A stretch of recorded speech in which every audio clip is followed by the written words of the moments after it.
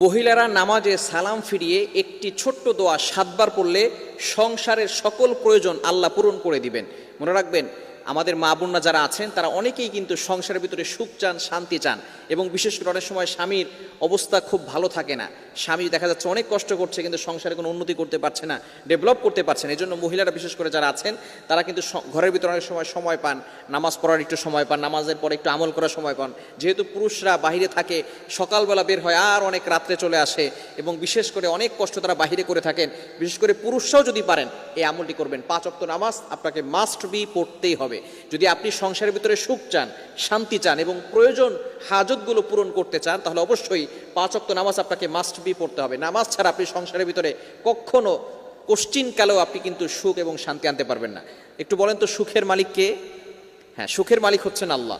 তো ওই আল্লাহকে আপনি অখুশি করে কখনো আপনার সংসারে সুখ আনতে পারবেন না।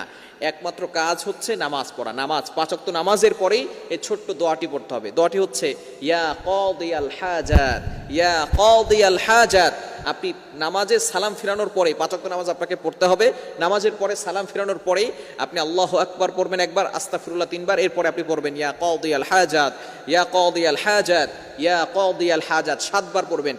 এভাবে যদি আপনি আমল করতে পারেন, ইনশাআল্লাহ আপনার ঘরে যত প্রয়োজন আছে, আপনি কেমন যেন আল্লাহ তাআলার কাছে প্রয়োজনের কথা বলতেছেন, যত প্রয়োজন আছে সকল প্রয়োজনগুলো আল্লাহ পাক রব্বুল আলামিন নিজে পূরণ করে দিবেন। বিশেষ করে নামাজের পরে দোয়া করলে দোয়াগুলো কবুল হয়। আমরা অনেকে দোয়া করতে চাই না, অনেকে আমল করতে চাই না। নামাজ পড়ার পরেই অনেকে আছে নামাজ পড়ে, নামাজ পড়ার পরেই কিভাবে যত তাড়াতাড়ি মসজিদ থেকে বের হওয়া যায় এটা অনেকে করে। খবরদার, আপনি কিছু আমল করার চেষ্টা করবেন, ইনশাআল্লাহ আল্লাহ তাআলা সংসারের ভিতরে সুখ শান্তি বৃদ্ধি করে দিবেন, প্রয়োজনগুলো আল্লাহ তাআলা মিটিয়ে দিবেন। আমাদের অনেক প্রয়োজন আছে, অনেকে অভাবের ভিতরে আছেন, অনেকে কষ্টের ভিতরে আছেন, অনেকের ভিতরে সব কিছু আছে, টাকা পয়সা আছে, কিন্তু সমাজের ভিতরে, সংসারের ভিতরে শান্তি নেই।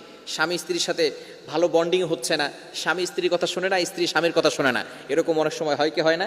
আপনি এই যে অভাবের ভিতরে আছেন, শান্তির অভাব, ঘরের ভিতরে শান্তি নাই, শান্তির প্রয়োজন, এই হাজতগুলোর জন্য আপনি আল্লাহর কাছে দোয়া করবেন, ইয়া কাদিয়াল হাজাত, ইয়া কাদিয়াল হাজাত। এখন যদি আপনি নামাজ না পড়েন, নামাজ না পড়ে যদি আমল করেন, তাহলে কিন্তু কাজ হবে না।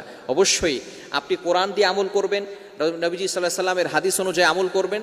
অবশ্যই আপনাকে নামাজ পড়তে হবে। নামাজ পড়া হচ্ছে ফরজ। আপনি আল্লাহ তাআলার বিধান নামাজ পড়ে তারপরে আমল করে ফায়দা পাবেন, কিন্তু নামাজ না পড়ে কোনো আমল করে কিন্তু ফায়দা পাবেন না। ইয়াকিনের সাথে, বিশ্বাস রেখে 5 ওয়াক্ত নামাজের পরে যদি এই দোয়াটা পড়তে পারেন, অবশ্যই আল্লাহ পাক রব্বুল আলামিন সকল প্রয়োজনগুলো মিটিয়ে দিবেন। ইয়া কাদিয়াল হাজাত, ইয়া কাদিয়াল হাজাত, এটা বেশি বেশি করে পড়ার চেষ্টা করবেন।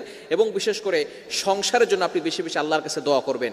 আপনার স্বামীর জন্য দোয়া করবেন, আল্লাহ আমার স্বামীকে সঠিক বুঝ দান করো, আমার স্বামীকে তুমি যে কাজগুলো করতেছেন